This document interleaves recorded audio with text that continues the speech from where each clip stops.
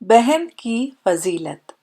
حضرت علی فرماتے ہیں کہ تم جب اپنی بہن کے گھر جاؤ تو اپنی بساط کے مطابق کچھ لے جاؤ، کیونکہ تمہاری بہن کا تم پر حق اسے والدین کی وراثت سے ملا ہے، اور انتہائی بد نصیب ہے وہ شخص جس کی بہن ناراض ہو اور اس کی یا اس کی بہن کی موت واقع ہو جائے۔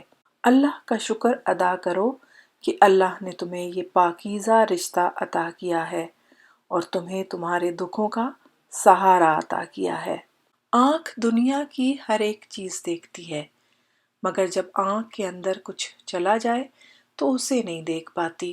بالکل اسی طرح انسان دوسروں کے عیب تو دیکھتا ہے پر اسے اپنے عیب نظر نہیں آتے۔